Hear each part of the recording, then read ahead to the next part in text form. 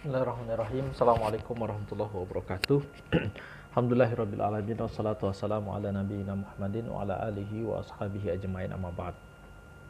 Allahumma rabbi shrah li sadri wa yassir li amri wahlul 'uqdatam min lisani yafqahu qawli. Alhamdulillah kita bisa melanjutkan pertemuan kita untuk materi yang keempat ya. Dan ini insyaallah menjadi pertemuan yang keenam. Dan pembahasan kita adalah lanjutan dari berbagai materi sebelumnya terkait dengan mata kuliah ini, yaitu pengantar ilmu fikih.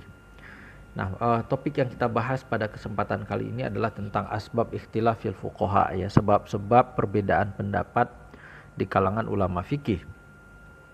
Ada beberapa sebab yang disampaikan oleh oleh para mu'allif gitu ya, para ulama di bidang ilmu fikih maupun usul fikih.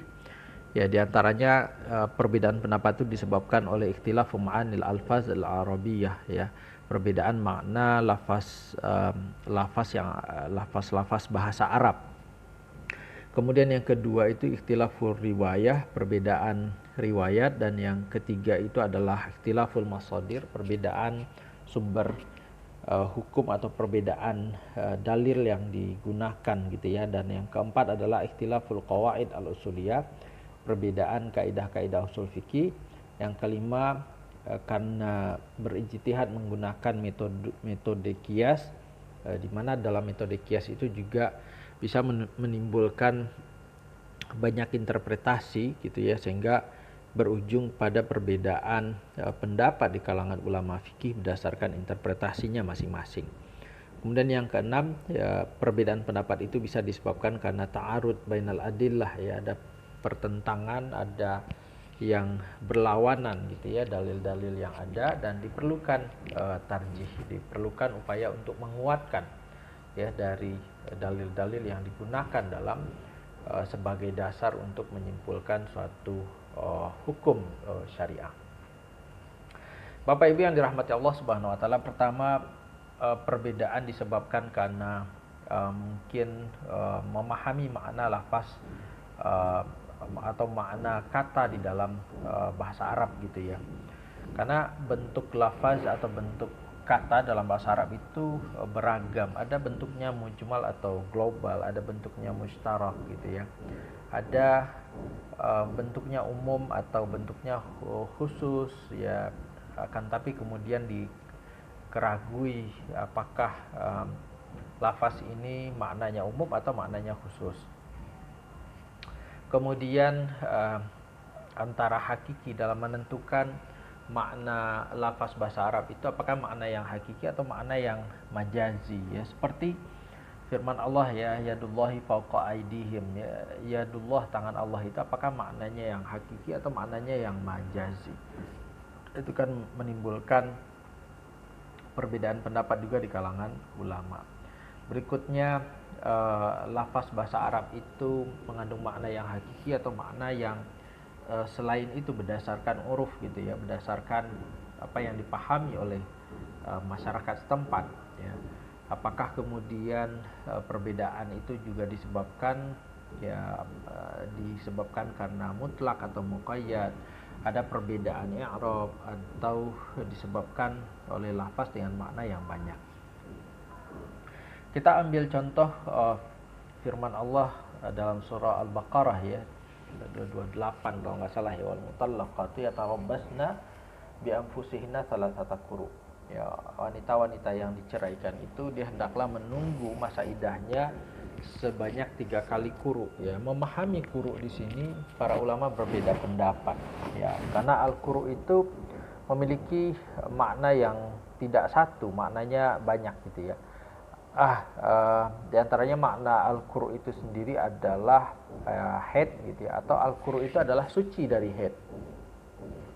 Jadi yang disebabkan perbedaan pendapat yang ditimbulkan dalam menginterpretasikan firman Allah yang kita bacakan tadi, yang menyebabkan perbedaan pendapat di kalangan para ulama fikih gitu ya, apakah wanita yang diceraikan itu dia menunggu iddah selama sampai 3 kali haid ya. Kalau haidnya sudah tiba ya berarti iddahnya sudah selesai, atau haid yang ketiga itu mesti ditunggu sampai suci dulu, jadi 3 kali suci gitu ya, sampai dia sehingga dia baru dikatakan sudah lewat masa iddahnya dan dia bisa kemudian menikah. Berikutnya misalnya lafaz al-amar gitu ya, itu juga ada perbedaan pendapat ya, apakah setelah melihat konteks perintahnya gitu ya, ada korinah ya, apakah dia yufidu ya, menunjukkan kepada yang wajib atau menunjukkan itu sunnah gitu ya. Termasuk juga lafaz larangan, apakah menunjukkan yang haram atau menunjukkan yang makruh gitu ya. Jadi tidak semua larangan itu berujung kesimpulannya hukumnya adalah misalnya haram gitu ya. Ada kalanya larangan itu yang disampaikan dengan ada qarinah yang lain ya, maka hukumnya kemudian disimpulkan oleh di kalangan ulama hukumnya menjadi makruh ya. Dia tidak berdosa untuk dikerjakan tapi disukai untuk ditinggalkan gitu ya, kalau kita membahas lebih jauh makna kalimat makruh. Bapak Ibu yang dirahmati Allah Subhanahu wa taala, contohnya lafaz amar yang kemudian yufidu al-wujub adalah firman Allah dalam surah Al-Isra ayat 78, aqimis sholata liduluki syamsi. Ya, ini perintahnya menunjukkan ya, akim itu lafaz perintah gitu ya, dan menunjukkan hukumnya di sini adalah wajib. Kan tapi ada juga kalimat perintah menunjukkan sunnah gitu ya, dalam surah An-Nur ayat 33, fakatibuhum in alimtum fihim khaira, fakatibuhum ya. Ini menunjukkan, silahkan dilihat maknanya ya, surah An-Nur ayat 33. Atau makna perintah itu mengandung tuntunan atau irsyad ya, dalam surah At-Talaq ayat 2, wa ashhidu dzawa adlim minkum gitu ya. Kemudian banyak gitu ya. Jadi kalimat perintah itu mengandung banyak makna, banyak hal yang ditunjukkan, apakah menunjukkan kepada hukum sesuatu itu wajib ya atau tidak wajib gitu ya. Ini contoh katakan karena perbedaan makna yang ada dalam bahasa Arab itu ya, sehingga kemudian berbeda gitu pendapat para ulama dalam menyampaikan ijtihadnya, kesimpulan ijtihadnya tentang hukum sesuatu pada perkara-perkara yang furu ya. Bapak Ibu yang dirahmati Allah Subhanahu wa taala. Selanjutnya perbedaan makna lafaz bahasa Arab itu terdapat 2 makna atau lebih dalam lafaz, seperti firman Allah ya dalam ayat tentang had qazaf ya, ilal ladzina tabu, yang memiliki 2 makna, merujuk kepada pelaku qazaf fasik saja atau yang mencakup selainnya, sehingga taubat itu menjadi penghilang kefasikan dan kemudian kesaksiannya dapat diterima. Kemudian firman Allah dalam surah Fatir ayat 10, ilahi yas'adu al-kalimu thayyibu wal amalu salihu yarfa'uhu ya. Ada fi'il mudhari di sini, kemudian kalau dalam bahasa Arab kalau ada fi'il biasanya ada fa'ilnya, pelakunya gitu ya. Apakah fa'ilnya hanya al-kalimu at-thayyib atau fa'ilnya berdua dengan al-amal as-salih? Ya, seperti ini juga kemudian contoh yang menimbulkan gitu ya perbedaan pandangan di kalangan ulama fikih. Bapak Ibu yang dirahmati Allah Subhanahu wa taala, contoh berikutnya karena perbedaan makna lafaz Arab gitu ya dalam firman Allah yang berbunyi la ikraha fid din ya. Apakah kalimat ini mengandung larangan ya, janganlah memaksa, janganlah ada pemaksaan dalam agama itu, atau hanya pernyataan saja? Kalau pernyataan bahwa ya tentu tolab ya, kalau tolab itu yang bukan tolab ya, larangan yang ada itu tidak sampai kepada menghendaki menghendaki larangan, tapi hanya sebagai pernyataan bahwa dalam beragama itu sejatinya tidak boleh ada paksaan gitu. Itu kalau kalau bentuknya dipahami sebagai kalimat pernyataan saja atau jumlah khobariyah gitu ya. Tapi kalau kalimatnya dipahami ada unsur larangan di situ, maka dapat diartikan bahwa memaksa dalam agama itu tidak diperbolehkan. Berikutnya perbedaan makna lafaz dalam bahasa Arab itu juga disebabkan karena lafaz yang mengandung makna tersirat majaz gitu ya, yang memiliki beragam bentuk ya. Majaz ada makna yang dihilangkan atau ada makna tambahan gitu, atau kalau dalam susunan katanya ada kadang yang didahulukan maf'ulnya atau objeknya didahulukan atau diakhirkan dan seterusnya. Ya.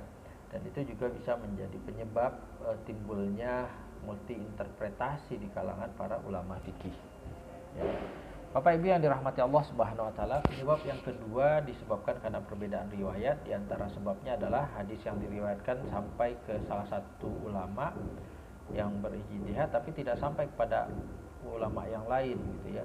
Sehingga ketika ulama menyatakan dan berdalil, ulama yang lain tidak tahu, saya belum menerima atau belum mendapatkan hadis tersebut. Dan itu kan juga bisa menyebabkan perbedaan pendapat ya, karena tentu ada perbedaan dalil yang digunakan gitu ya, atau perbedaan dasar hukum yang digunakan, dasar hukum dari As-Sunnah An-Nabawiyah yang digunakan dalam menyimpulkan sebuah ketentuan hukum.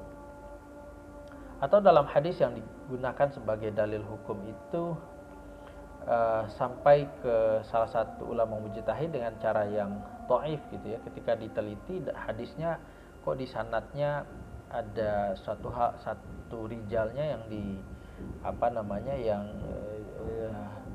yang tidak thiqah misalnya, yang tidak dapat dipercaya gitu ya, sehingga kemudian karena ada unsur tersebut hadisnya kemudian dihukum menjadi hadis dhaif ya.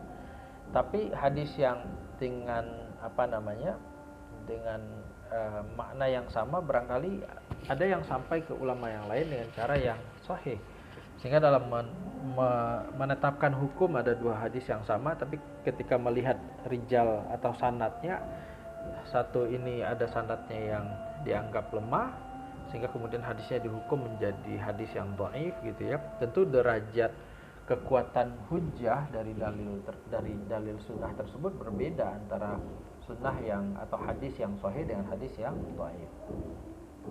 Kemudian hadis yang diriwayatkan sampai ke salah satu ulama dengan cara ahad ya. Cara ahad itu ya periwayatnya tidak sampai derajat yang masyhur. Kalau masyhur itu rawinya harus 3 orang atau lebih gitu di setiap generasinya gitu ya. Tapi kalau di satu generasi itu cuma satu sahabat atau satu orang saja yang meriwayatkan, yang lain kok tidak gitu. Nah itu masuk dalam kategori hadis ahad ya.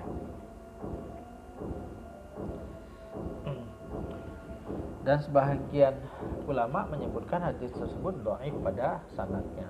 Itu bisa juga menyebabkan perbedaan pendapat. Sebagian ulama menyebutkan hadis tersebut dhaif pada sanad sehingga tidak dapat diterima.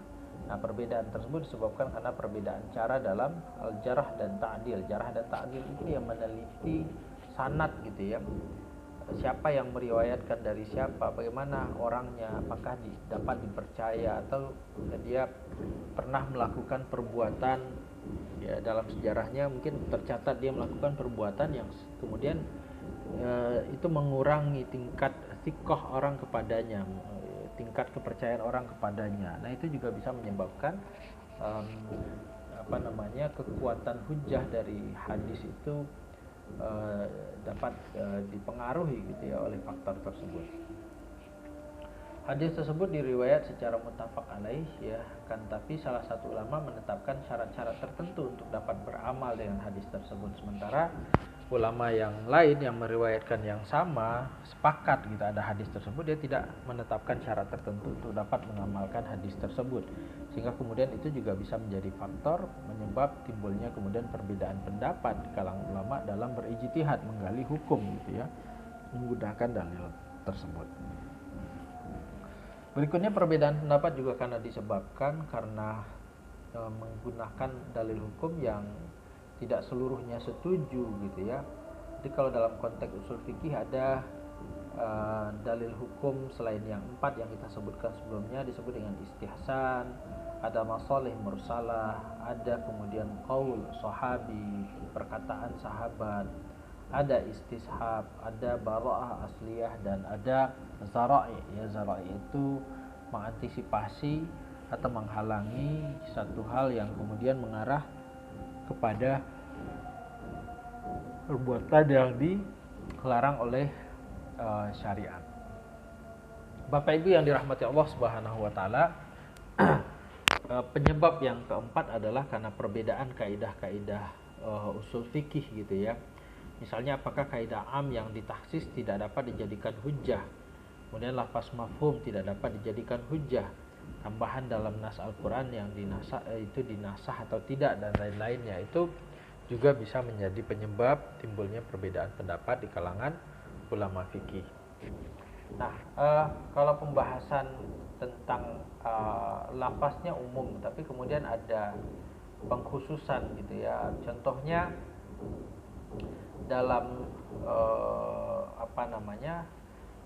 pembahasannya disebutkan lafaz am yang kemudian ada yang mengkhususkan dari lafaz yang umum tadi, apakah yang tidak dikhususkan itu masih berlaku dalil tersebut ya, masih diterapkan nggak dalil tersebut gitu ya. Contohnya firman Allah Subhanahu wa taala, hurimat alaikumul maitah gitu ya. Itu kan lafaznya am ya, dalam Al-Qur'an disebutkan diharamkan bagi kalian bangkai, kalian memakan bangkai gitu ya. Itu lafaz yang am dan masuk ke dalam segala macam bangkai. Nah, contohnya tentu bangkai dari hewan yang dihalalkan makan gitu ya. Tapi kalau dia sudah bangkai, dia tidak menjadi halal lagi. Ya, kalau dalam agama kita yang dihalalkan untuk dimakan dari hewan itu adalah misalnya sapi, maitatul ghanam, sapi atau yang dihukum seperti sapi gitu ya. Kemudian maitatul ghanam, ya, bangkai dari domba ataupun kambing, bangkai dari ibil atau onta gitu ya. Atau termasuk juga kalau lafaz am itu bangkai ikan, bangkai belalang, jarat gitu ya. Tapi dari dalil yang umum ini, lafaz yang umum ini ternyata ada kemudian mukhassis gitu ya, yang mengkhususkan ya dari hadis Rasulullah SAW ya, uhilla lana maitatani waddamani gitu ya. Ya, dihalalkan bagi kita ada dua bangkai, ada dua darah gitu ya. Nah, berkenaan dengan bangkai inilah kemudian yang mengkhususkan lafaz yang umum tadi. Nah, dua bangkai yang dihalalkan dia mati tapi masih boleh kita makan. Apa itu? Ya, as-samak wal jarad ya, bangkai dari ikan dan juga bangkai dari belalang. Jadi fa ukhrija as-samak wal jarad, dikeluarkan dari lafaz umum tadi, firman Allah hurimat alaikumul maitah ya. Bangkai itu diharam ya kecuali bangkai ikan dan bangkai belalang. Sementara yang lainnya ya onta, domba, sapi, kalau dia mati tidak disembelih gitu ya melalui tata cara sembelihan dalam agama kita, maka dia dihukum menjadi bangkai dan bangkai itu tidak boleh kemudian dikonsumsi. Nah, jadi hal itu juga kemudian berpotensi menimbulkan perbedaan pendapat di kalangan ulama gitu ya. Kemudian penyebab yang kelima adalah ijtihad menggunakan qiyas. Ijtihad menggunakan qiyas merupakan hal yang paling banyak menyebabkan perbedaan pendapat di kalangan ulama fikih.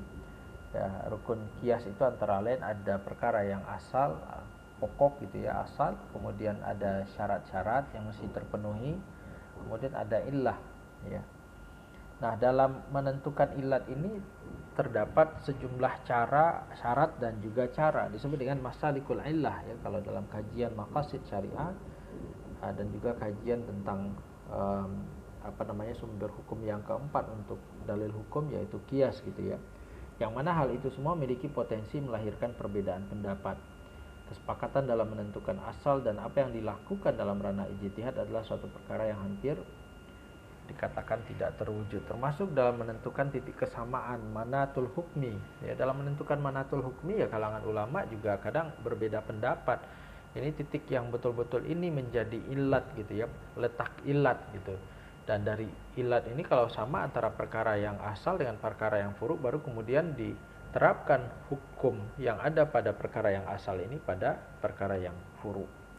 Nah, di situ potensi menimbulkan berbagai perbedaan pendapat di kalangan ulama, yaitu sebab yang kelima adalah berijtihad menggunakan metode qiyas.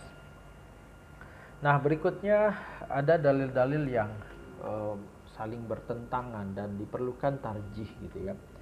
Maka merupakan perkara yang luas di mana terjadi perbedaan berbagai pandangan dan perdebatan, mencakup antara lain takwil, penafsiran, ta'lil, mencari ilat ya. Kemudian ada upaya menggabungkan dalil-dalil yang di satu sisi mungkin kelihatan saling bertentangan gitu ya. Diupayakan ada nggak titik temunya gitu ya. Nah, ta'arud ada kalanya terjadi antara nas atau teks dalil hukum atau antara qiyas satu dengan yang lainnya. Ta'arud dalam sunnah ada kalanya berupa perkataan Nabi SAW atau perbuatan Nabi SAW atau ketetapannya gitu ya.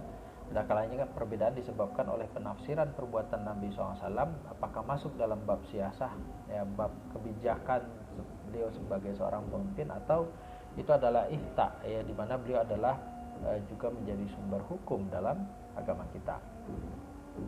Atau ta'arud antara lain disebabkan juga menggunakan pendekatan maqasid syariah dalam berdalil, meskipun banyak terjadi perbedaan pendapat berkenaan dengan penentuan tingkat atau level dari maqasid atau maslahah. Nah, satu hal yang kemudian menjadi prinsip ya apabila berbicara tentang ada dalil yang saling bertentangan, prinsipnya adalah atau dhawabitnya adalah bahwa sejatinya nas-nas syariah itu dia tidak ada pertentangan, itu harus menjadi prinsip gitu ya. Akan tetapi perbedaan itu justru pada pikiran atau interpretasi dari ulama yang berijtihad gitu. Ya, jadi kita harus meyakini ya Al-Quran tidak mungkin satu ayat dengan ayat yang lain saling bertentangan gitu. Itu tidak dapat diterima dalam akal logika kita. Tapi yang menjadi penyebab kemudian timbulnya seolah-olah dia saling berlawanan ya karena pikiran atau penilaian dari ulama yang berijtihad yang membacanya. Maka berlaku kemudian tarjih gitu ya, bahwa perlu upaya untuk menguatkan salah satu dari dalil yang tampak saling bertentangan itu. Kalau di sini disebutkan kurang lebih ada 23 caranya ya. Misalnya yurajjah al-mutawatiru al-ahad ya, lebih dikuatkan hadis yang misalnya kalau menggunakan hadis ya, hadis yang mutawatir dibandingkan hadis ahad. Kemudian yang dikuatkan hadis yang bersambung sanadnya kepada Rasulullah SAW dibandingkan hadis yang mursal ya, terputus sanadnya tidak sampai kepada Rasulullah SAW. Kemudian dikuatkan riwayat yang lebih dapat dipercaya, kemudian yang lebih afqah ya, lebih seperti lebih menguasai fikihnya gitu ya. Kemudian dikuatkan yang lebih banyak periwayatnya daripada rawinya sedikit gitu. Kemudian dikuatkan hadis yang diriwayatkan oleh periwayat hadisnya yang disepakati derajat keadilannya adalahnya gitu ya. Dan seterusnya ada kurang lebih 23 cara untuk melakukan tarjih apabila ada dalil yang saling bertentangan. Baik Bapak Ibu yang dirahmati Allah SWT, kurang lebih ini pembahasan kita di akhir menjelang kita melakukan UTS ya. Insyaallah minggu depan ya mengetahui kira-kira yang menjadi penyebab perbedaan pendapat di kalangan ulama fikih itu ada apa aja sih gitu ya. Nah, tadi sudah disebutkan kurang lebih ada 6 ya, perbedaan memahami makna lafaz bahasa Arab, perbedaan riwayat, perbedaan sumber hukum. Ya, perbedaan kaidah-kaidah usul fikih, perbedaan disebabkan karena ijtihad menggunakan qiyas, kemudian disebabkan karena ada ta'arud dalam dalil-dalil hukum yang ada dan harus ada upaya untuk mentarjihnya. Barakallahu fikum, wabillahi taufiq wal hidayah. Assalamualaikum warahmatullahi wabarakatuh.